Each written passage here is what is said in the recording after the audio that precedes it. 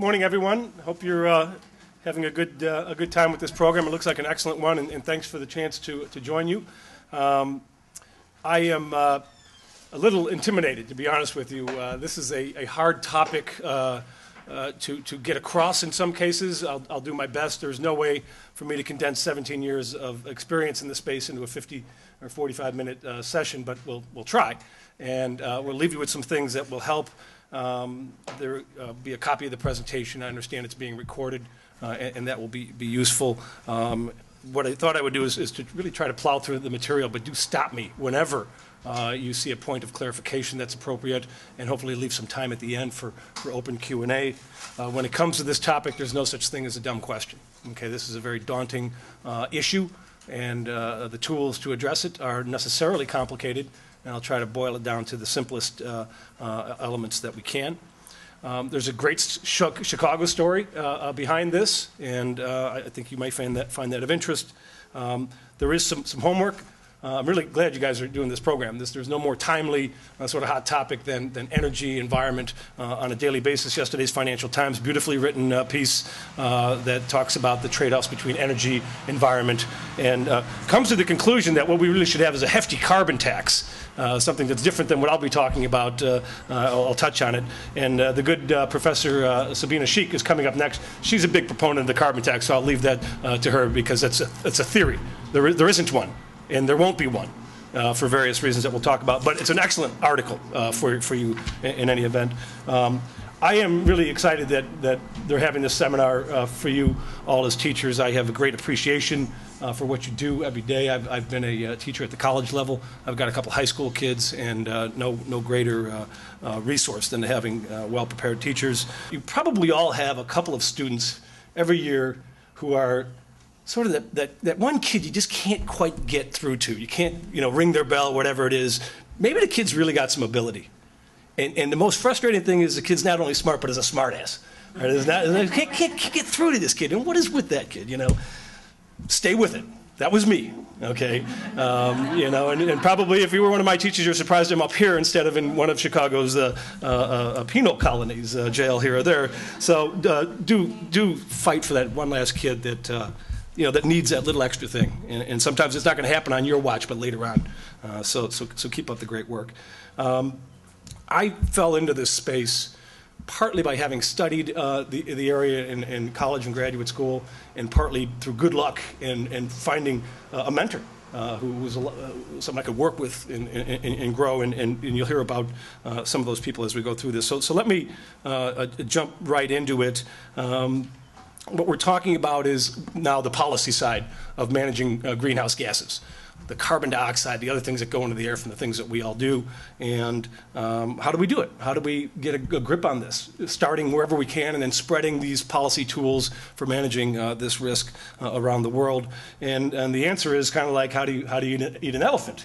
One spoonful at a time. I mean, you can't start with the trunk. You have to take it bite by bite. But a couple of quick questions to put a little context on it. How many people here, either your own self or your household has a car, an automobile? Essentially everybody. No surprise there. And you look in the manual. It says make sure you get the oil changed every so often, 10,000 miles, 5,000 miles, whatever it is. How many of you change the oil yourselves, or someone in your household changes the oil? Small fraction. Okay.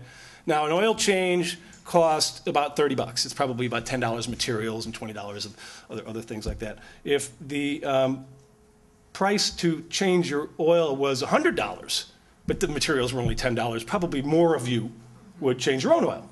But by and large, almost all of you outsource. You hire someone else to change your oil. Why do you do that? Because it's messy. It's a pain in the ass. It's no fun. You get hazardous waste. You have an environmental contaminant at the end of that process. Somebody else can do it for $30. I'd much rather pay. I've done it myself. It's no fun. I'd much rather pay someone else to take care of that problem for me. Now, by the way, if you look in the owner's manual of your car, quick reminder. Now, when you turn the key, I happen to have a hybrid, but once you start get going, it's still the same effect. You turn the key, something comes out of the tailpipe, right?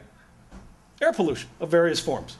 Carbon monoxide, carbon dioxide, that radiative forcing greenhouse gas. Is there anything in the owner's manual that says you can only drive this car 10,000 miles a year, or 20,000, or 50? No, there's nothing at all.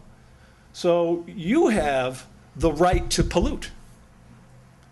Unlimited, in fact. It's free. You can run that car as much as you want. There's no law in this country that says you have a limit on your rights to pollute. So you can drive your car 50 or 100,000 miles if you like. So the notion of, wow, there's a right to pollute, and I'm one of those? Yes, you are. We all are. Everybody who uses any energy, materials, products, food, and so forth. So some of the hyperbole around this issue, who's the polluter? You know, look in the mirror. We're all a contributor to this problem. All of the systems and inventories of industry that we have in place are there, not because there's bad people out there, but because of history, for various complicated reasons. Now, so you've done some emission trades already, where someone else has taken your hazardous waste and taken care of that problem for you. How many of you take your sack of trash to the landfill? Take it there yourself? Nobody? There's no law against this, right? But again, you're better off hiring somebody else. It's much cheaper, it's safer, it's sanitary for you to pay someone else to take care of your environmental problem. You're creating the waste. How many of you have home wastewater treatment systems for your shower, dishwasher, and toilet water? You pay somebody else to take care of the problem. Why? Because it's more efficient, safer, we have economies of scale. So the point of this is you have a right to emit. There's always been rights to pollute. But the systems I'm talking to you about are systems to limit the rights to emit for the reason of driving down these releases of gases into the atmosphere. So these concepts of paying other people to take care of your environmental problems, finding an optimal way to do it economically so that instead of you changing your oil, somebody who's good at it takes care of it, this is really not that foreign a concept when you strip it down to its basics. A little more complicated, as you'll see. So I wanted to put a little context out there, specialization, gain some trade. They can make money changing your oil for 30 bucks, and you feel really good to not put $100 worth of effort into it. So both sides win. Right? They get 30 bucks, you're happy to pay 30 bucks. That's their economy working. Right? Now, on to this business of emissions trading. A global market in tradable permits for the purpose of reducing greenhouse gases and the risk of global climate change is well on its way. And a few years ago, one of the leading international business groups said, bring it on. Let's just take the medicine and have it on an international basis so that we can manage these emissions, meet our commitments, and get on to employing people, producing products, and being good stewards for the shareholders. So let's get going. Where are we? I'll tell you what this is in a minute, but this is an indication of how far we have gone down the curve of moving towards legislated, mandatory, by law, cap and trade systems, markets for the purpose of reducing carbon emissions. The European Union and now Australia and Canada are getting very close, constitute about 1/5 of the world's emissions. The yellow block, mostly as the US in there, but Russia, Ukraine, and Japan. US is making serious moves to have a legislated cap and trade system. You're going to hear about a bottom-up approach to that. So before very long, more than half of the world's emissions are going to be in places that have a mandatory cap and trade system. So what is this beast that we're talking about? I'll go through the vision, the theory, some of the practice of historical experience, and what we do here in Chicago. This is what we do here in Chicago. We start environmental exchanges, and I'm an extract from the Board of Trade, as are many of my colleagues, Chicago Mercantile Exchange. We started in 2003 something called the Chicago Climate Exchange. I'll tell you quite a lot about that. Even though there's no law requiring this here in the United States, we've managed to get 400 enterprises signed on to a cap and trade system for the purpose of cost-effectively reducing carbon emissions. That cost-effectiveness and the certainty of emission reductions is what the main draw of emissions trading presents. We activated in Europe, where there is a mandatory, under the Kyoto Protocol, a mandatory cap and trade system for the European Union, activated what is now by far the dominant exchange in Europe. So we've already exported financial technology and grown from 3 employees to 50 employees by taking what we know how to do here in Chicago around the world. We operate what is what's called the U.S. Commodity Futures Trading Commission, is the U.S. regulator of futures exchanges like the Merck and the Board of Trade. And we operate a futures market for U.S. EPA, sulfur dioxide and nitrogen oxide allowance. I'm going to explain that to you in a minute. It's a great track record of success. That's the predecessor for these other ideas. Activated 2 weeks ago something called the Montreal Climate Exchange for Canadian carbon permits. And when I use the phrase carbon, I mean greenhouse gases, carbon dioxide. I'm going to use that phrase sort of interchangeably. We tend to work with all 6 of the greenhouse gases, but we sort of call them carbon markets. Okay? We've indicated that we will, wherever there's a need, provide an exchange service. And if there's a mandatory system like in Europe, we'll just activate a futures market to implement. If there's not an exchange like in India, we'll build one. We'll set up our own rules, and we'll get businesses together and get the process started. So we work in mandatory and voluntary environments to provide the transparent marketplace for these tradable permits, these new property right type of instruments. So there's some various strains of thought, economic thought, on how to handle problems, or what are referred to as externalities. An externality is, I'm running a business, but something I do causes some pain to you, my neighbor, next door, down the street, across the country, around the world. How do we make me, that business person, that operator of machinery, operator of a vehicle, take into account the negative externalities, the negative effects that my activity has on someone else? Some of the early thought, and you'll hear about it with Professor Scheich in a moment, is that there's a problem with the prices. We're not charging enough. I don't face a high enough cost as a polluter to drive my activity down so I pollute less. So we gotta penalize me and put a higher price on there to make me do less of that bad thing. Not necessarily drive it to zero, mind you, just drive it down to a level that's acceptable, right? So that was some of the thinking that Professor Pagoo had, and we'll talk a bit about the notion of carbon taxes and why they have essentially no hope politically and are really kind of un-American at the end of the day, but I'll touch this based on that. Professor Coase, Nobel Prize winner here from the University of Chicago, still in Chicago. He's 96 years old. He's an unbelievably bright gentleman, and he's totally a gentleman. He won his Nobel Prize in large part because he did a paper called The Theory of Social Cost. And his vision was, if you got a problem where somebody's causing harm from their day-to-day business or living activities with somebody else, there's essentially two ways to go about solving the problem. One, you could have somebody in Washington or somebody from the top say, you stop that, fix it. Or you could say, you two solve it. You're close to the problem. You know what how often the problem is, how severe it is. Can't you figure something out between you two? Provided that we make it, viable to make a negotiation. If there's 3 of you and 3 of you, they can make a fair trade. If there's 3 of you and 1,000 of them, maybe you can't make a fair agreement. But the basic principle was those closest to the problem are best able to solve it. And if you say, solve it, get it solved on your own, a superior outcome is more likely in terms of efficiency and effectiveness than if the government told you what to do. The government doesn't know anything about it. They don't know how to solve it. They don't know how bad the problem is. Hope that wasn't me that just killed off the computer. There we are. And then there's another, so this is a sort of, change the prices. This is change the terms. I mean, there's a problem here. Nobody owns the right to the air, so nobody bothers. Nobody takes care of it. But if I owned the right to put a claim on you, we could sort something out. I'll go through much more practical detail of this philosophy in a moment. And another sort of key thinker that sort of feeds into this space is Joseph Schumpeter, who said that there's 3 core steps to the process of inventing things. There's the first go-round, the first trial, the invention, and then there's those who improve on it, and then there are those who commercialize it and make it widely applied to replication process. And we're in the business of trying to replicate. We'll do a little bit of innovation and a little bit of invention, but mostly replicate the proven models that are out there. So why does emissions trading, which I'll talk in some detail here, why does it make sense? Because we're trying to solve a problem with some degree of confidence that we'll solve it, but we're also trying to solve it efficiently. Because any time we spend money on solving an environmental problem, it's less money for our schools, for our hospitals, for our roads, for our homes. Right? There is a cost. It might be very well worth investing in it, mind you. It might be very high return ecologically and health-wise and for our environment, but we'd like to get there as cheaply as we can, and we're talking about big dollars.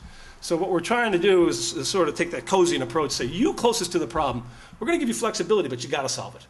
You got to bring pollution down, and we're going to give you the latitude to find however you can do it most cheaply, and that's what the economists refer to as sort of static efficiency. At any given point in time, we're getting the most bang for the buck. Right? We're getting as much pollution reduction as we possibly can for our budget because we've got 25 other issues that we're concerned about. Okay? And the beautiful part about this, and we've seen clear evidence of this, is if you can find a cheap way to get the job done, the politicians will say, bring it on, give us more. It's not really costing us very much. Let's go further. Let's clean up more. And that's what's very exciting about the work we get to do.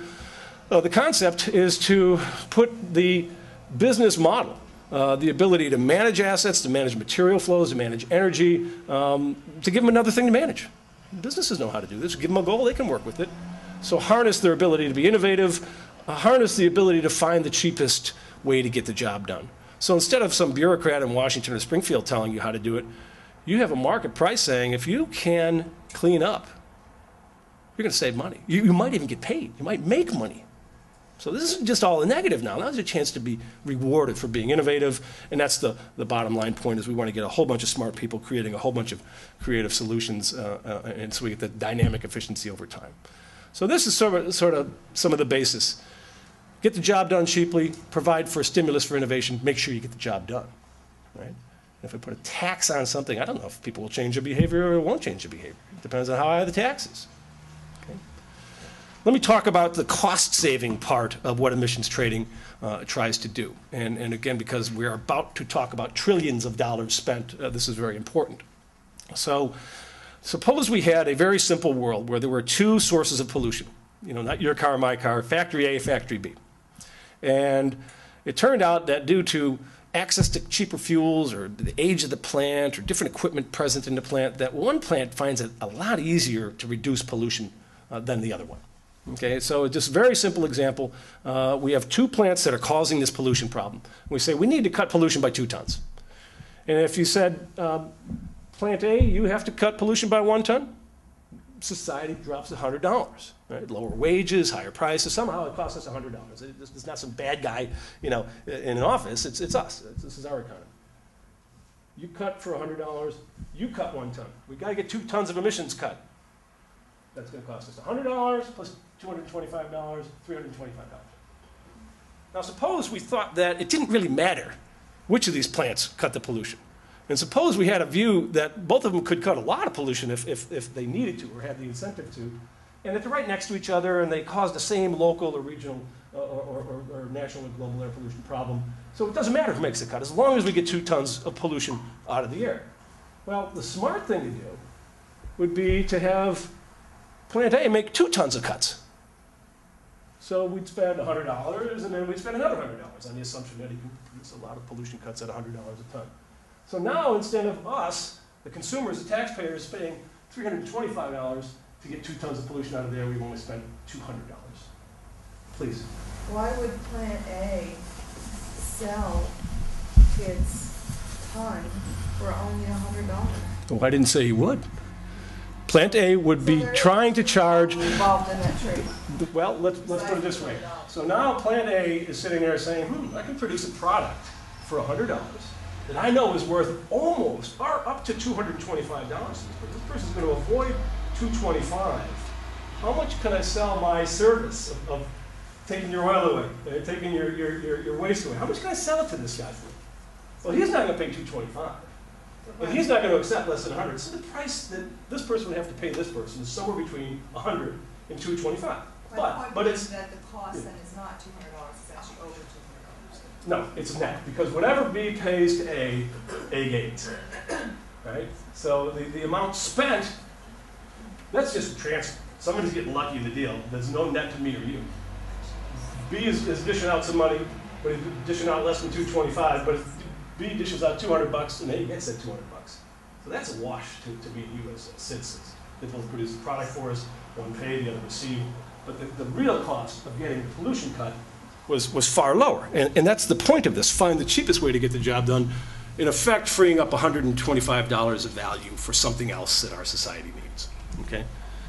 That's the basic point of this. Now, what if this is city A and that's in city B, and the stuff these plants put out is really noxious to the local neighbors?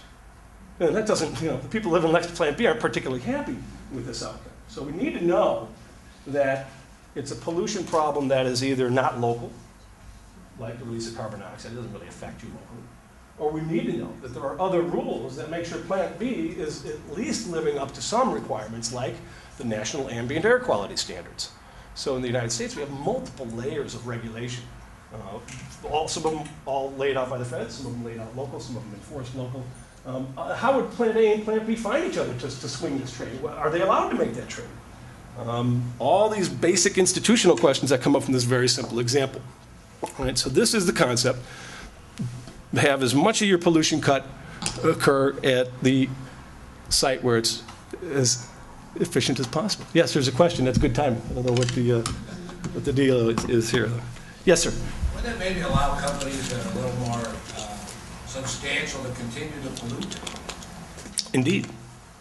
Substantial meaning ability to pay the freight for, yeah. Yes, I think that's one of the complaints I've heard against that is that, people, the companies, the bigger companies, haven't just pay to keep polluting. Well, on the premise that we don't care where the cuts come from, the cuts got to get made.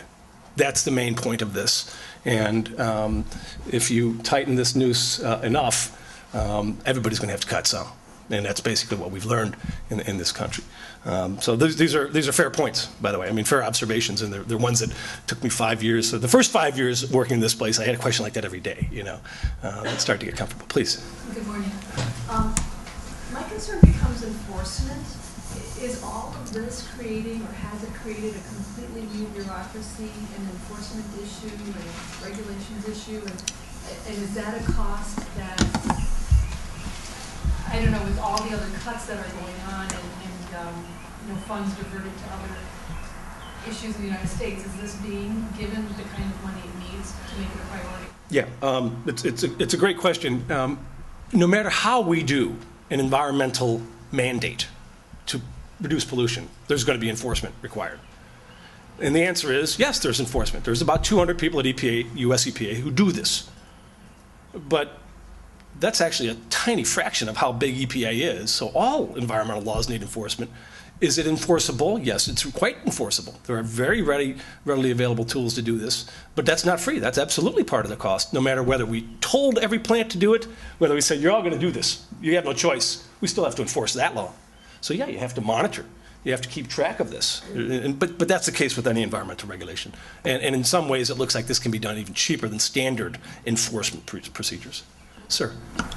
What effect would it have on innovation? I'm thinking that you have a big company that has a big polluting system, coal company. This company has tons of money and it has a really rotten system. It has a choice of, it has money though, it has a choice. It can maybe spend a lot of money and develop a better way of controlling its pollution, or it can just pay somebody else off to take its responsibility and continue to pollute at the same rate. Mm-hmm. It seems to me that it would cut down on their willingness to invest in innovation. Well, that's a great setup. A couple of observations about the structure of the question. We have an enormous amount of environmental regulation in this country. The regulations that are reasonably clear, which is most of them, nobody messes with it. Nobody even bothers trying to violate the laws because they don't want to end up in jail, or they don't want to have their company trashed financially or in the media. So what we're talking about here is, how do you choose to comply with the law? Let's be clear that that's what we're talking about. And your suggestion is somebody who's got deep pockets would choose to comply with the law by just being a buyer. And perhaps that is the case. But at some point, if the price of paying someone else gets high enough, you're going to do it yourself. The price of those oil changes goes to $150 an oil change. Maybe you're not going to drop the $150. You'll do it yourself. But on the innovation front, very important.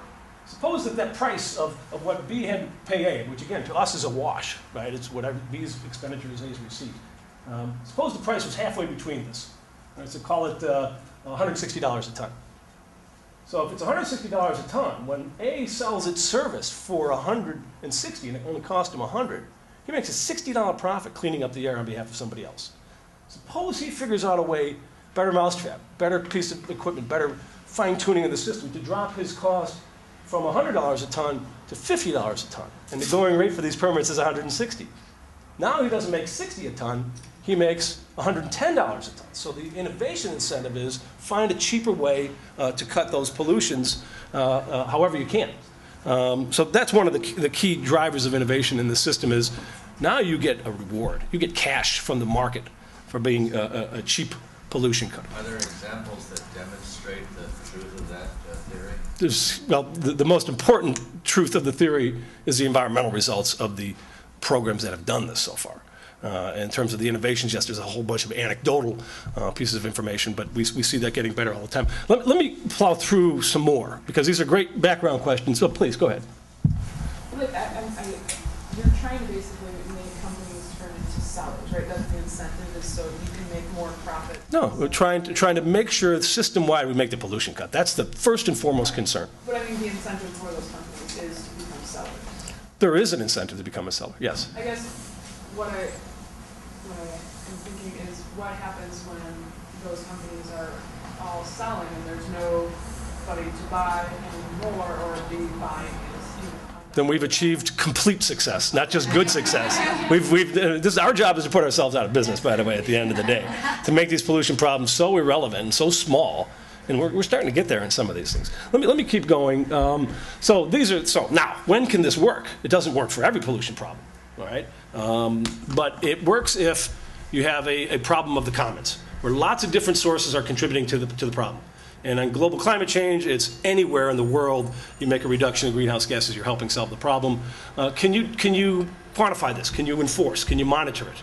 Yes, we can calculate how much pollution is coming out of various types. It's not free. It does take time and effort and enforcement bodies, but we can do it. And can we say where we want to get to? We want to cut by 10%, by 50%. We have ways to do that. But the savings comes about, and by the way, this doesn't make a lot of sense if there's not some savings to be had. It's a nice administrative tool, aside from the economic benefits, but the economic benefits are sort of the reason we want to do this. Are there people who can do this more cheaply than others? And is it a big difference? And are there ways that we can stimulate innovation in creative management and technologies so that we can find some folks who can make the cuts cheap? Because we'd like to do this as affordably as we can, so we don't have to shut our schools and hospitals and other things down, okay? Now, there's other things out there. It's not just one problem at a time. There's 10 problems. So EPA's 19,000 employees don't all work on reducing the sulfur dioxide acid rain problem. Only 200 do. The other 18,800 work on other things. So but you don't want to let that slip. So you got a multi-dimensional problem here. And then on this trading thing, you're going to trade credits. Can you enforce it? Are there rules? And are people confident that if somebody breaks the rules, there's going to be a penalty in a way to adjudicate that? And people say, well, let's do emissions trading in Russia.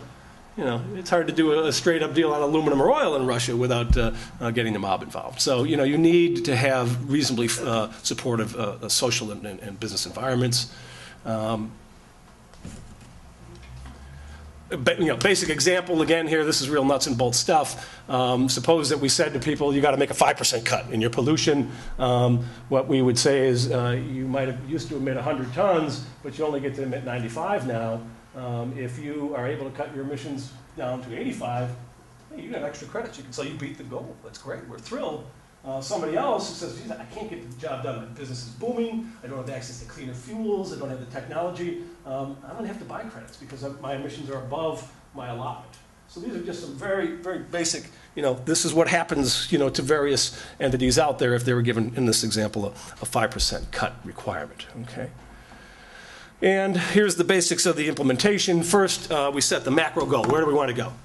And in the United States, 1990 Clean Air Act amendments, expanding on the Clean Air Act, we said we want to cut sulfur dioxide, acid rain pollution from power plants by 50%. Okay? That's what we set about to do. We've achieved it. And, where did we come up with 50%? Was it some great scientific balancing? No, it was a political process that said there's a problem, let's try to solve it. And we've said we're going to cut it 50%. Now we said we're going to cut it further. So there isn't necessarily, perfect science. It's, what's the environmental goals and what's it going to cost us?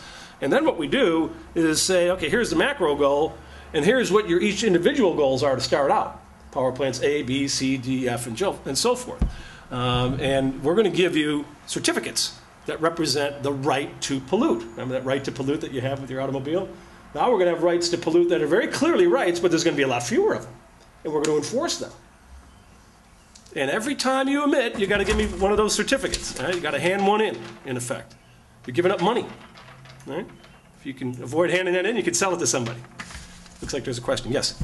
How often do folks, let's say on one particular pollutant like CO2, the EPA folks actually get around to all these businesses to verify this? What's the mechanism?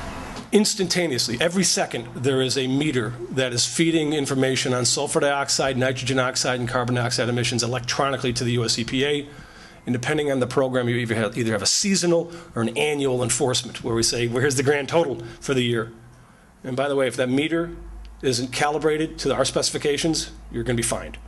We're going to assume you're emitting the highest levels you've ever emitted. It has to meet standards on monitoring and so forth. So that process is readily done here in the US. It's some work to be done elsewhere around the world, but we have an annual true-up cycle, which I'll talk you through in a moment here. In the area of, and by the way, that was part of the law. They said we're going to have limits, and you're going to monitor this stuff. There's not going to be any questions. Yes? Well, and this seems like great incentive, and I get very quickly how this is a long-term implemented solution that is going to make. How quickly have you seen emissions cut? I'll tell you in just a moment. Okay. Very quickly. Okay. In the area of greenhouse gases, we'll spend a bit of time on that, obviously. There's a whole lot of solutions to the problem that are not at smokestacks. They're at planting forests. They're at going to a landfill with this leaky methane gas that come from decaying garbage and capturing it and using it for fuel. There are individual solutions. So part of the other challenge in the space of greenhouse gases is saying what will count, not only what polluters can cut, but what other options do they have to invest in pollution reduction activities outside the corporate boundary. Okay, so that's one of the more interesting parts of the carbon world. But this is a key point that some of you have raised. You have to monitor these emissions. There's no leaving it to hope. You've got to have a hammer to bring down on people to make sure that the laws are followed. So there's monitoring and reporting. If people are going to buy and sell these certificates, you have to keep track of that, and you have to have a standardized tool for doing that. We have a database and allowance registry. And then every year, the rubber has to hit the road. Every spring, the EPA says, okay, power plants, you emitted 1 million tons of sulfur dioxide. I need 1 million allowances. If you say, I only have 900,000, get in the market and buy 100,000. Find them from somebody who was able to make an extra cut, so that when you put your numbers together with their numbers, we get to the goal.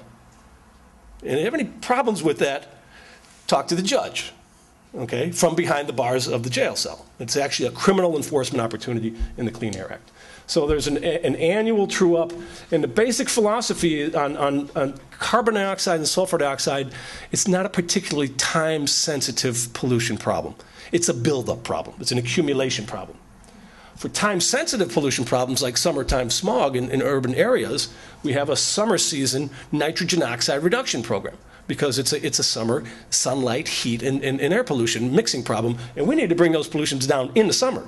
Helping me out in December doesn't really do that much for urban summer smog. So the programs have to be tailored to the problem at hand. Yes, sir? That's probably a dumb question. Remember, I said there's no such thing. There are. Is there a limit to credits, to the number of credits that companies and industries can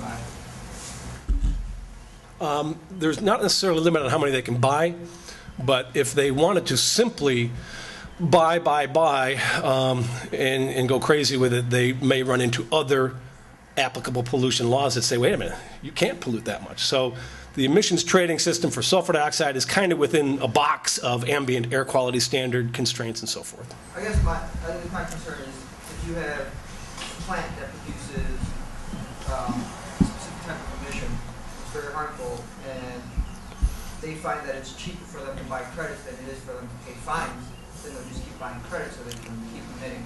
Well, that's a good point. You got to make the fine level high. And first of all, buying the credits is not the same as paying the fine, because you're buying credits only if somebody's made an extra cut. So somebody else in the system is balancing you out. But if you're causing a local problem, then local enforcement or local rules that are enforced by the feds have to come to bear. And what we have found with the sulfur dioxide program, I keep referencing it because it's sort of the granddaddy of these, is that it wasn't a question of did a lot of power plants raise their pollution. It was more a question of did some reduce their pollution less than others reduce their pollution? And the answer is yes. But there were you'll see in a moment, there were so many of them, and much of the pollution was in the upper Midwest, the Ohio River Valley area, that at some point we got around to reducing all of the major ones. Okay? So let me keep going here. Those are some of the pieces of the infrastructure that you need to make this work. Here's what happened with sulfur dioxide emissions in the United States. Most of this, the lion's share, comes from power plants, and this is all about power plant emissions in this case. Sir? In other words, I think we had mentioned you really can't circumvent local laws and solve simply by buying the credit. I wish that were true. I don't, you know, I beg the question of whether the local laws are whether the law is tough enough. Is the ambient air quality standard, ambience around your power plant in your neighborhood, is it tough enough? And we're continually tightening them. And are they enforced? Well, I'm, you know, taking that as an article of faith for the moment, but that is a very important question. That relates. But by the way, let me make something very clear. To get at local air quality, in the 1970s, the United States adopted something that's referred to as the tall stacks policy, okay? And as a result, something like 80% of the sulfur dioxide emissions comes out of smokestacks that are more than 100 meters tall. So they solved the local problem, and they kind of ejected into the atmosphere, and it came down hundreds of miles away. Right? And that's what the acid rain problem is. It's a regional problem. That's what Congress said. It's not really that critical whether we make the cut in Indiana or Illinois. It's that we make the cuts. Because this stuff is getting up in the atmosphere because there's tall stacks policy and spreading all around and coming down dry and wet in the form of acid rain, causing health problems, ecological destruction, accelerated corrosion, and so forth. So what we said in this country was we used to have something like 18 million tons of emissions, and sort of kind of think of this as a baseline. And by the way, throughout the 80s, 10 years of haggling as to what we're going to do about acid rain, right? Reagan administration, Bush administration, right? So they came up with this concept. Let's use the market. But we're going to require cuts. That's not going to be a debate. The question is how we're going to get there. Who exactly will make the cut, and then what's it going to cost us? Okay? So what has happened with sulfur dioxide emissions, a cut down from 18 million tons to, this is the existing cap, right? And what happened was the cuts happened faster than required. You didn't have to do all your cuts in 1995, but a whole lot of people did a lot of cuts. They kind of gave them a little juice on the side to make that happen. And it happened cheaper than required. And in recent years, under a Republican administration in Congress, they've allowed the EPA to basically, through administrative, and that's in the courts right now, whether they administratively, without having congressional sanction, whether they've basically said, EPA, you can tighten the ratchet even further. Cut it 50% again. So to go from 9 million tons down to 4.5, and then even further.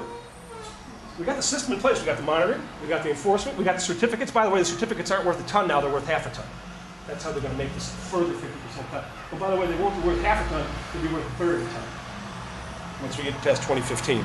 So this has been done so effectively, so cheaply, that our elected officials have said, let's do more of it. Okay? This doesn't do much to our economy. Real electricity prices, if inflation adjusted, are lower now than they were then. And we've also reduced nitrogen oxide emissions in a big amount. So we've got this enormously successful program, and this is what this is about. This isn't about some commodity traders in Chicago having fun. This is about reducing air pollution. And the red areas are the concentrations of sulfur dioxide averaged out in different parts of the United States. And much of the coal-fired power industry is kind of here, okay? All this area, it goes out into the plains, but they use lower sulfur coal out in the west. You see in a 10-year horizon, the emissions not only came down, but the concentrations of the pollutants are down a lot. And this isn't just about fish and forests and farms. The EPA analysis says this air pollution solution saves $50 to $100 billion a year in healthcare damage, healthcare costs that we get to avoid. And we spend $1 to $2 billion a year. We do, you and I, the consumers, spend $1 to $2 billion a year for this $50 to $100 billion benefit. That's a great trade. A 50 to 1 deal is a great trade you do every day down at the Merck. Yes, ma'am. Well, since cars are such a big part of the issue too, are you guys tinkering with how to do cap and trade for car owners? I'll absolutely come to that. And then the question gets to, would it be car by car? Would it be the car makers that we'd have on the hook? Would it be the people who sell the fuel? And the latter is what some people are talking about. I'm not real confident that that works, by the way. We'll talk about it. Yeah, please. But didn't I hear you're talking about how local solutions were best? Didn't I hear that the national EPA or the administration refused to allow states to impose stricter requirements than the national requirements? Yeah. Have stricter requirements, they said you cannot do it. That is an issue of automobile pollution standards. Hey, just because Coast and I believe that the locals solve the problem better doesn't mean that your elected officials in Washington think that on an ongoing basis. So the politics of whether states can pass laws regulating automobile standards or only the feds is sort of beyond the scope of my presentation. But what we've said with this program is, you guys solve it. Get it done. And don't quibble, don't argue. And nobody did. Nobody violates this law. They know it's so clear. It's really easy to get in compliance. But you guys figure it out. And if you can change one of your power plants better than your neighbor, go for it. Have him pay you. But get the job done. And the job has gotten done here. And this is the reference model for the vision of carbon, greenhouse gas cap and trade mechanisms. Please. Isn't it also true, though, that a lot of power plants are shut down, and that whole area that was red, that was kind of like what we call the Rust Belt now, but we don't have any steel mills in Chicago, and they don't have all those plants are gone also. I mean, doesn't that have some effect on that? Some of the plants have closed, but we produce more power in this country than we did back in 1980. I can assure you of that. Power demand grows about 1.5% a year in the country, so we produce more electricity with far less pollution. Please. Is there an organization that applies this line of thinking to municipalities, such as we have things in this city, such as the Taste of Chicago, and the environmental impact is so enormous. We want to bring the Olympics to Chicago. Is there such a thing of municipalities trading the enormous amount of landfill space that gets taken up by these municipal decisions? And this is, I think, pretty scary, this whole thing about the Olympics coming to Chicago and what's going to do us economically. Any group that works on this? Well, let me be clear, and I'll repeat. This tool, cap and trade, we call this, is sensible for some of our environmental problems, and it makes no sense for other of our environmental problems. And in terms of addressing things like a big event or an Olympics, you know, we might want to do some of those other 50 good things as well as doing some trading, but I will talk about how cities are involved in the carbon cap and trade system, many cities in the Chicago Climate Exchange in just a bit. Yeah. In this system, what kinds of businesses could sell credits? I mean, I'm wondering if a business that normally produces no pollution whatsoever could be a part of it. Could our college, for example, decide to sell credits because we don't produce much carbon? Well, we have, in fact, 6 universities that are part of Chicago Climate Exchange, carbon trading, and it's not that they produce not much, it's they got to produce less. You produce less. In fact, you cut more than our rules require. It's not just whether you make a cut, whether you make a big cut, then you can produce credits. And there is an organization that is working with schools and churches that's trying to bundle them up to bring them to our exchange. Let me come back to that. The answer is yes, but there's a question of scale. I mean, these are huge power plants. They have a specialist on staff, or 5, to address the issue. Do you have 5 people who have nothing better to do at your community college or your school and to keep track of these things? That's an institutional challenge, right? These are great questions. Yes, please. Just to follow up on that then, so are there different levels that people are starting from? Yeah, let me come to a very specific case for that. Yes, ma'am. Tell me if you're going to get to this later, and I'll hold my question.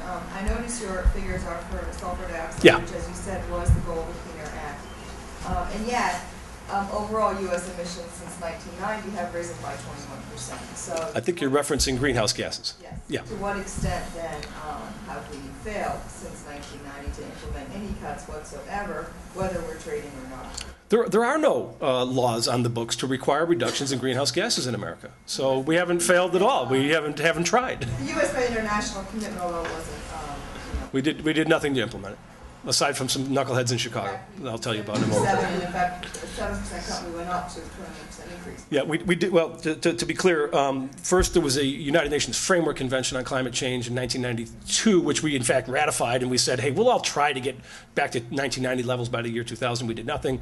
Then there is the Kyoto Protocol, which is a treaty associated with the United Nations Framework Convention. We signed it but did not ratify it for various reasons that we can talk about. So my question is then, to what extent can we claim that this is working in the U.S.? In fact, our overall emissions have gone up 21%. Different pollution issues. Yeah.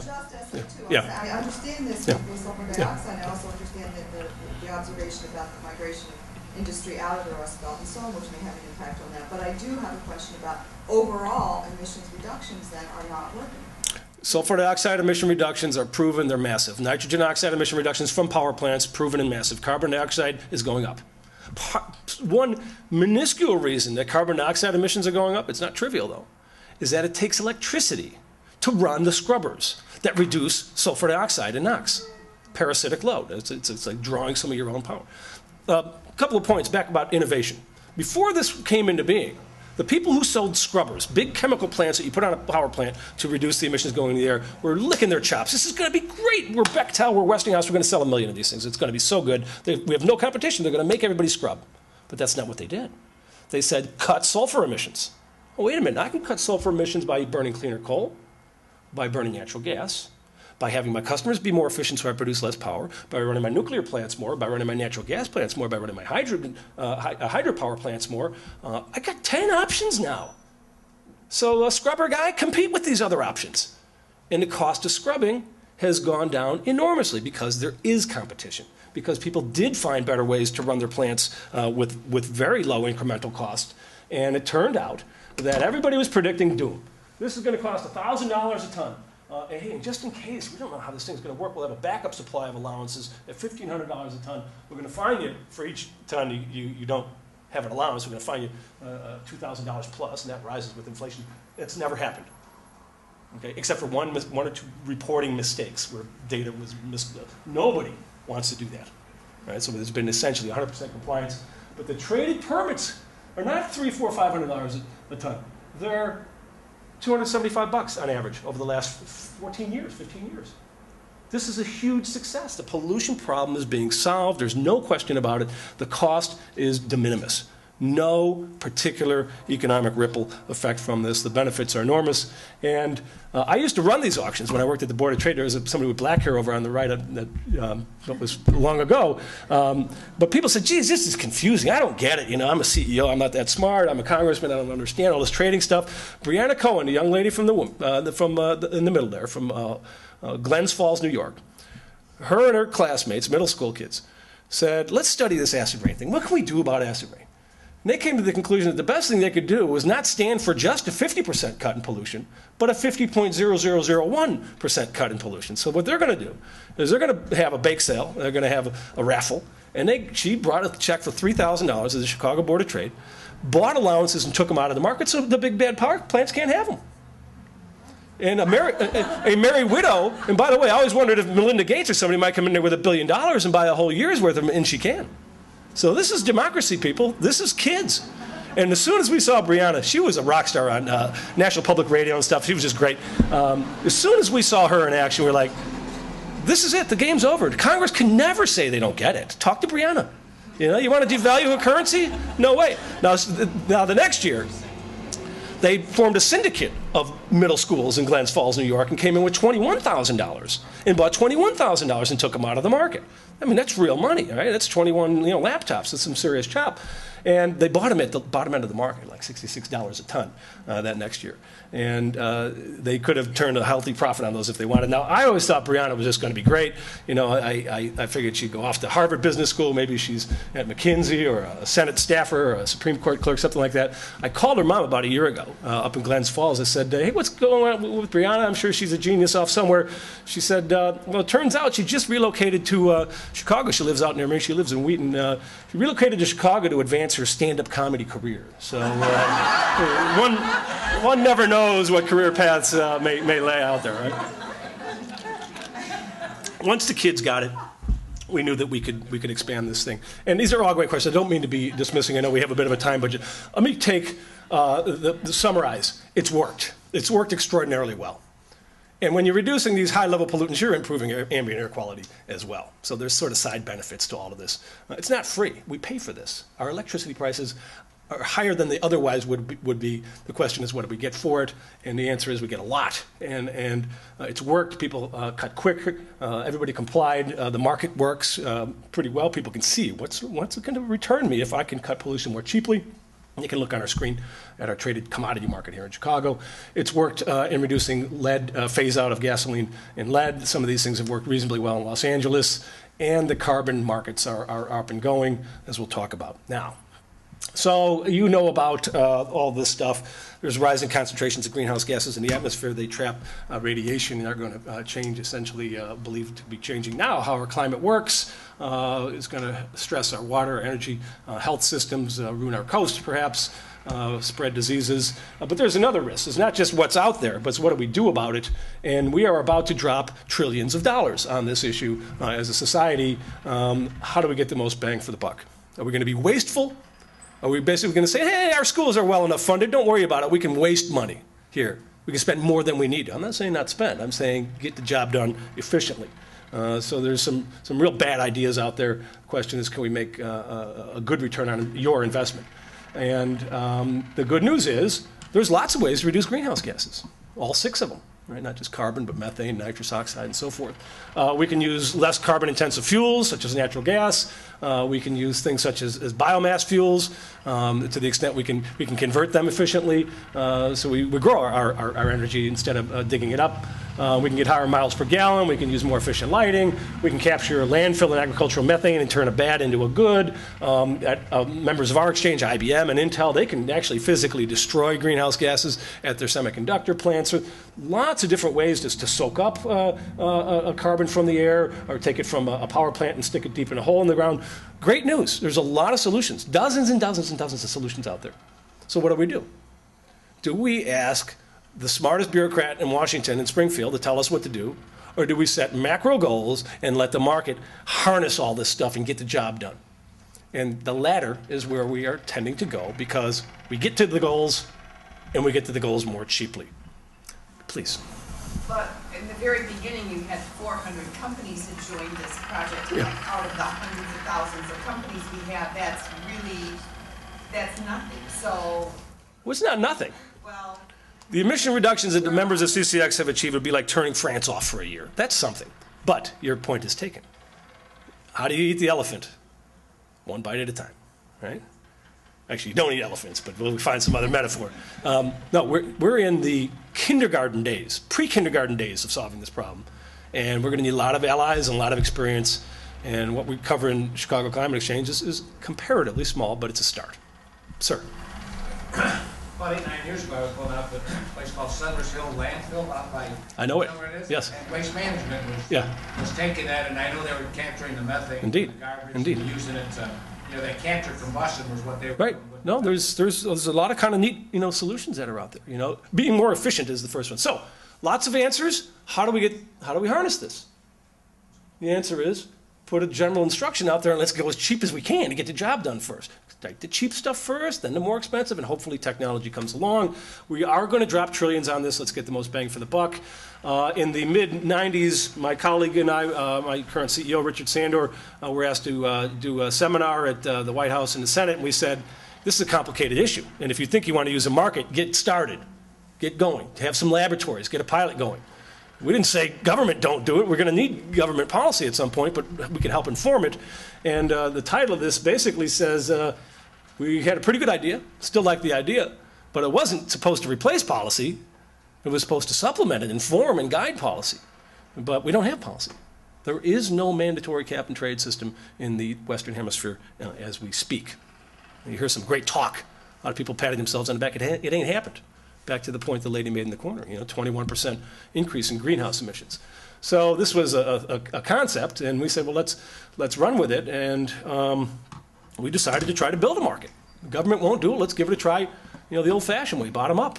And in late 1999, we were invited by the Joyce Foundation here in Chicago, a philanthropy, to put a proposal in to try to examine whether this could work, feasibility study. They gave us a second grant we said the feasibility study. We said, we can get this thing started, provide that spark on a private sector basis. Gave us a second grant to implement it, about $1 million total. And we blew through that. We brought up hundreds of people to the table and said, how can we do this? And there was a young state legislator from this neighborhood who was on the board of directors of the Joyce Foundation at the time, and he voted twice for this. His name is Barack Obama, so that's kind of a neat, lots of parents of a success. As we sat with businesses, cities, colleges, we said we want to start getting this process going in the United States. We actually said in the Midwest. I said the Midwest, it's only part of our world. The United States, that's only part of our world. We're DuPont. We're Ford Motor Company. We ship product across from Detroit to Ontario every day by the millions of dollars worth. I want you to think of it as a NAFTA region, U.S., Canada, Mexico. And by the way, it's a really good idea to start working with developing countries and helping them get going on this. And we said, well, we know some folks in Brazil. It's in a nearby time zone. It's a reasonably stable democracy. We'll start with that. And it turned out that that idea has grown. So the idea is we're going to start a cap and trade system. Yes, it's voluntary. We can't force you to do it. We're not the government. But if you're going to sign on, you're going to sign a contract. It's going to be legally binding. And if you want to violate it, it's going to be real ugly because we know the judges. In fact, we bought the judges. But it's a combination of a greenhouse gas quantification, reduction, audit, and trading system for greenhouse gases, carbon dioxide, methane, and so on. Here's the core architecture. No miracle here. This was just haggled. It was negotiated out. It was like a mini Congress. Right? Nothing beautiful about it. In fact, it was kind of ugly. But we did come to an agreement. We said, we're going to try to cut greenhouse emissions 4% over 4 years, right? 1% a year. And well, what's the starting point? Well, the starting point is what's referred to as a baseline. Well, what are we going to include? If we're a power company, you got to include your power plants. But you know, if you have some lawnmowers and some cars, which are tiny, you don't have to bring those in. But if you want to, you can. Well, how do you form a baseline? You have to quantify your greenhouse gas emissions. So how do you do that? 75% of the emissions in our program are from electric power plants. They already had to report their carbon dioxide emissions using those monitors I talked about to either Environment Canada or the US EPA. So that part was real easy. The mandated reporting data from power plants. Well, how do you get a city of Chicago or a Michigan State University or the city of Melbourne, Australia, or an Intel or an IBM to quantify their emissions? Well, you have to give them formulas. You have to find the best information out there, and then you have to audit it. To say, okay, show me your natural gas bill, because I can take natural gas cubic feet and convert it to CO2 with a coefficient. I can convert coal. I can convert diesel oil. Gasoline, about 20 pounds for every gallon that you burn. So if you drive an average car, an average distance in the U.S., you put out 5 metric tons of CO2 from your car every year. Okay, so we can do these things. Not all real easy, and you have to audit it. So we say, show us your gas bills, show us your fuel bills. We're going to add them up and say, there's your baseline. So let's take a real simple example of how we implemented this. If somebody said I had a 100-ton baseline, they'd be tiny. Many of our members have million-ton baselines, or 10 million, or 50 million-ton baselines. If somebody had a 100-ton baseline, we say, here's what's going to happen now. You keep track of that because we're going to audit you. We're going to bring in expert auditors every year and keep track of your emissions. But guess what? It's like musical chairs. We're going to take away some of those rights every year. You have to scramble, right? So we're going to give you 99 certificates because your baseline was 100, but we only want you to drop your emissions by 1. By 2, we're going to give you 99, 98, 97, 96 certificates, 96 tradable allowances. Every spring we'll say, show us the data. Give our auditors a shot at it. You've got to be able to prove what your emissions were. And if you're able to drop your emissions below your allotment, right? This is that old cap and trade concept. Drive your emissions not down to 99, but to 97. Hey, it's great. You beat the requirement. Not only did you achieve it, you beat it. If you drop it below your allotment, you got 2 extra permits you can hold on to for a rainy day, later year, or you can sell to somebody else in the system. Who's the buyer in these systems? The buyer in these systems was somebody who's kind of like you and maybe had 100 but couldn't bring their emissions down. Maybe the machine didn't work. They couldn't get the fuel. They had a huge run, big order, making lots of money, but emissions are going up too. They signed a commitment to either cut their own or partner with somebody else in the system so that together you achieve the cut. That's not negotiable. How you get there is negotiable, but you got to get there. So we said we're going to cut 4% over 4 years. Those who beat the reductions can sell credits or hold them for use in a later year. Those who don't beat them have to contract. They have to go to your oil changer, go to your landfill person, go to somebody who can make the cut for you, right? The analogy from earlier on. About halfway through this program, the members said, hey, this is working. I'll tell you some of the return on investment that they're getting. Let's keep going. So we had another round of negotiation. We said, let's cut 2 more points by 2010. Some of the members were a little concerned that we're getting way ahead of where the public policy is in this country. We don't want to be sort of out there on a limb too far. And they also had the wisdom of saying, those entities who are sort of just getting alert to this, let them catch up with us so that we all get to 6% below baseline by 2010, but let them come in a little more steeply, but give them a chance to catch up with the pack. Okay? And now we're figuring out what we're going to do beyond 2010, and the answer is we're going to keep going. So they sign a contract, they have an audited baseline, keep track of their energy consumption, show us the bills. Every year they have an annual checkup. And back to the gentlelady's point, this isn't supposed to be the system. This is supposed to be a guide to what the system might look like. It's supposed to be what national and state and provincial governments around the world can adopt and make mandatory if they like. But now they have a living, breathing model. Yeah.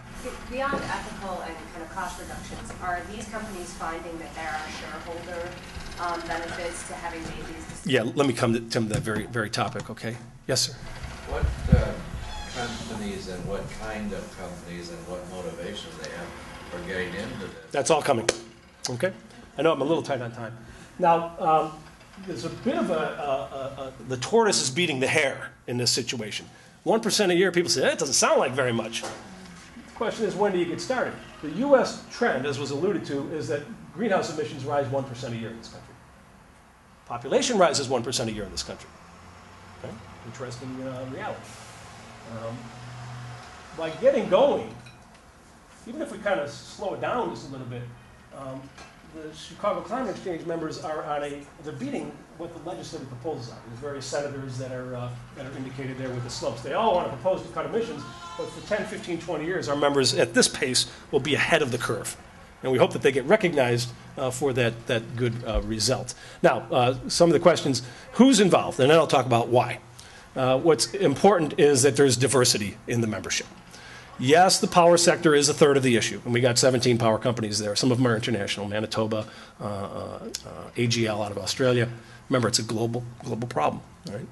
The AGLs and others wanted to get in there for the reasons I'll talk about. Lots of global manufacturers, the Rolls-Royces, the Bayers, the Monsantos, many of them knew as to why they're doing this. Many of them knew they'd be regulated in Europe very soon. Ford, Bayer, DuPont, and they'd never done emissions trading before. They said, we better get used to what this is, okay? One of the big learnings from having this diversity, governments bring in their assets, state of Illinois, state of New Mexico, their vehicle fleets, prison, energy, hospitals, state capital, is the diversity sort of smokes out some of the cheap reductions. And some of the very cheap reductions are in cutting other global warming gases than carbon dioxide, such as nitrous oxide at the DuPont acid plants, such as landfill gas, methane, 21 times or 23 or 25 times more potent per ton than carbon dioxide. Cheap to cut, right? That's a good thing. Electronics, semiconductor manufacturers like the Intels of the world, they found ways they can actually mitigate and destroy these gases that they use to clean off their semiconductors in the plasma clean process. So the good news is there's a lot of cheap cuts out there. Very encouraging.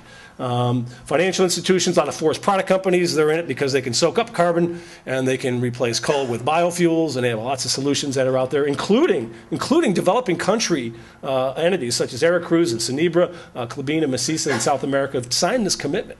So we're spreading this tool to places where the international community hasn't had the nerve to do it yet. Right? The United Nations has said, developing countries, you guys can wait until later. Cities, some people had asked, what about cities? City of Chicago, a founding member of the exchange, the mayor is the honorary chairman. They had to get their act together. All of the cities, even the companies, didn't have very good records. They weren't keeping track of this stuff. And when they start keeping track of it, guess what they find? Free money, because they've been wasteful. Colleges, universities, you've been to some of those Big 10 or Big 12 campuses, are like small cities themselves, and these guys want to get into learning. This is where the world is going. They want to be right at the front edge and take on that commitment and do some of the heavy lifting. Transportation sector, people asked how would we do cars? I'm not sure, but if you have big fleets, we've proven we could do that. Waste management, Amtrak. You get on the Amtrak train, that diesel burn is being accounted for and audited every year. Big-time trucking industry would be welcome to join. There's some interesting challenges in keeping track of their fuel burn. It's always an issue, but it's doable. Waste management has 20,000 trucks that's in the system. Okay, they got a centralized record base. Yes, sir. Could you take Chicago, since we're all used to it, and just take 3 minutes to say some of the things it's done and what it's got we're doing? Yeah. What has it done? The city of Chicago has the airport, O'Hare Airport. By the way, the city of Chicago, as a legal entity, does not include the Chicago Public Schools. It's a different legal entity. Does not include the Chicago Transit Authority or the Chicago Park District. Okay? There's very political control, but there's not legal control. So the police fleet, the fire fleet, the office buildings, the airport are monitored, keeping track. And what they've been able to do is be more efficient. What they've been able to do is have fewer vehicles in some cases, have more efficient vehicles, have better insulation and control systems in some of the buildings. And that's about as much as I know is exactly how they did it, quite frankly. I don't have the details. There have been some new regulations put on insulation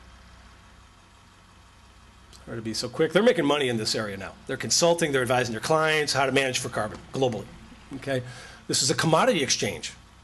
You have a bank account called a registry account, holds your certificates, if you will. If you buy some, you're going to have bigger numbers in there. When you make a trade on the commodity trading screen, we take them from the seller's account to the buyer's account, and we have them get paid the next day. But this is what's most important. About 220 million tons of registered cuts so far. It's, by the way, this is a work in progress. It's a bit dated now. It turns out most of the cuts were done right at the factories, right where people, right at home. Some people said, you know what, it's expensive. I want to buy a credit from a landfill or a forest project. That's only been about 10% of the program. Forest management is a part. That total cut there, that's more than what France emits in a year. So it may not, you know, we're not there. It's 1% of the planet that we got covered in the system, but it's a start. The trading price started out really low. There weren't that many buyers. We only had 13 players to start out with. As the market got bigger and the standards got tougher, remember, there's a headwind of about a 1% growth per year. Our economy grows about 3% a year. So it's not that easy to cut 4% below baseline versus trend. The blue shows the prices are around, currently around $6 a ton, but the trading activity has really picked up. Some people think that this is a Super Tuesday effect. And once it was clear that the three remaining candidates were all vocal supporters of cap and trade, people started to say this will flow into the federal system, and these credits are going to be worth something. In fact, they are worth something. There's a batch of these things that are worth about $3.8 billion a year. And on a daily basis, we handle $2, $3, $4 million of buyers paying sellers, $2 or $3, $4 million in turnover. At our European exchange, we handle $300 or $400 million a day in terms of trading, to tell you that there's a lot of capital out there to work to solve this problem. So the money is there. This is peanuts compared to where it's going. One of the tricky and very intriguing parts of this, I said there's a lot of solutions out there. They're all around us. The solutions improving the way we manage our soils and our forests can be a very inexpensive, win-win, immediate result, multi-benefit answer. And but this isn't the polluter. This is the solution provider. This is sort of the entrepreneur who manages his farm in a way that he soaks carbon up out of the air. And the Intergovernmental Panel on Climate Change, which is the folks that we all pay to give us the best advice, have said, yeah, you got to do these things, as well as be energy efficient and capture the methane and change your industrial processes. You got to do them all. You can't say, no, that one, we don't want to do this one. You got to do all 50 of them to get the planet to where it needs to be according to the best science. So we don't really have the luxury of putting aside a few solutions. We need to find them all. And so we said, instead of making it a mystery, let's go out there and say, if you do certain kinds of things, you will get credit, provided you have an independent verifier. Go out there. That's a farmer in Minnesota. A typical farmer on a dairy farm makes $50,000, $60,000 a year. That's a check for $10,000 for destroying methane, turning it into electricity. So that's a 20% boost to his bottom line. That's real money, okay, where I come from, on the south side of Chicago. He's the south side of Minnesota. But somebody's got to go inspect this stuff. We got to know it's getting done and that it's been measured properly and it met our eligibility rules, our 500 pages of rules. And these are the folks that we assign to do that. They got to pay to get that done. Basic summary, we've completed 4 cycles of compliance. It's worked. There's been a price out there. We can argue about the price, please. That's what part of the price is, to reward and to get people to think about it. About 230 committee meetings. The members of the exchange govern the exchange. That is heavy lifting. What is a tree? How do you measure it? How do you define a methane capture? Lots of detailed rules that have been refined, about 12,000 trades now. But here's the thing. People are getting smart. They got an answer to their shareholders and their stakeholders, and their employees are proud, but now they're good. And now we're growing that pool of verifiers and inspectors that we need to have to bring in all those cheap reductions and win-win reductions that improve local air and water quality while solving climate change. And essentially everything that we've done here is contained in the draft U.S. legislation in the U.S. here as well as in Canada. The House of Representatives wanted to address their carbon footprint. Rahm Emanuel there, first from the right. I said, look, we changed our light bulbs, we're changing our power plant, we're still going to have some emissions, let's buy some credits. And this is a demonstration. All these demonstration trades are symbolic, but they're about 30,000 tons. But what it proved was the system's already built. We already have rules and inspectors and verification for ag methane, ag soils, renewable fuels, and so on. these are the key issues to watch in terms of international U.S. legislation, which is under debate as we speak. I don't have the time to go into all the details of what the legislation looks like, but as one of the key things is for automobiles, they wanted to dock the oil companies for the carbon content of the fuel they sell you. And those who think that a carbon tax is a great idea have yet another nail in their own coffin. 2 weeks ago, Lieberman-Warner proposed a cap-and-trade system upstream to the oil companies for auto fuels, downstream for power plants. Okay? The analysis suggested that this brutally demanding set of targets were going to cause a 50-cent a gallon price increase in motor fuels. 50 cents. Now, mind you, that's 22 years from now. And that fact not only led to this, not the demise, but the utter humiliation of this legislative proposal. 50 cents in 22 years. It went up 50 cents last month. So the theoretical economists who think a carbon tax is a wonderful idea, take all that money, send it to Washington, don't give the responsibility and the opportunity out to the dispersed creative people, make Washington the focal point of this thing, collect a bunch of money, and oh, by the way, that didn't actually reduce any emissions from the transport sector. It reduced the growth rate of transport sector emissions, expected emissions, a tiny little bit. And the Republicans wanted to keep talking about it. You guys want to add 50 cents a gallon. They didn't say it was 22 years from now. The thing was crushed in a humiliating crash in flames. It was ugly, okay? Because the notion of taxes on energy are impossible in our country. I'm not saying this is, I'm glad about that. It's a fact. You can't do it. And we won't do it. This is an alternative way, but it's not just an alternative way. It's a way that says the people, the creative people out in our businesses, they're the solution providers, not Washington. Not putting the price on it, taking a bunch of money to Washington to be spent as efficiently as we did on Hurricane Katrina. No, who believes it? Who really thinks that the solutions in Washington, revenue collecting and spending, that's what a lot of these bills will do. I don't think it's going to work. So we're going to very likely have bills going a different direction. We're an apolitical enterprise. Fortunately, bipartisan statements of support for what we're trying to do and get people going, provide the bottom-up solution, get that price signal out there. We work where there's a mandatory market. We work where there's no market. And we've made a bit of an international impression. And a couple of years ago, a senator asked me at a hearing, why couldn't we just apply this to the whole country?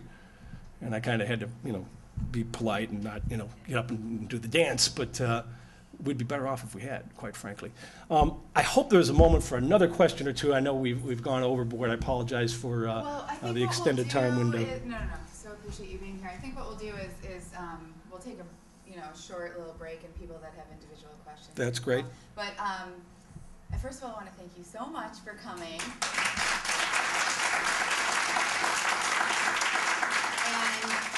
And secondly, I know at least when I was teaching a couple of years ago, the Chicago Climate Exchange was not mentioned in the textbook that I was using, nor did I have any materials to teach about it at the time. So I really encourage everyone in this room to consider developing some curricula that includes Chicago Climate Exchange and sharing it with us as a group, emailing it to me, letting me link it onto the Center for International Studies website.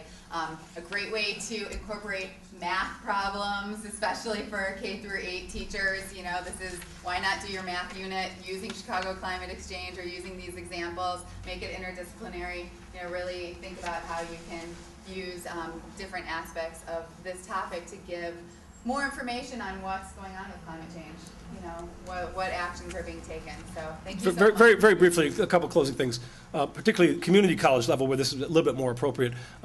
Every kid I know that has studied in this area has not only found a job in it, but has found a good job in it. So we need audit, verification, financial expertise. We need about, I think globally, my guess is 10,000 sort of full-time experts, and there's probably about 500 right now.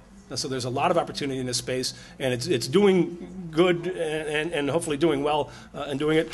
Don't forget your homework. I'll leave the article here, even though this concludes with something that I just refuted. It's a very well-written piece.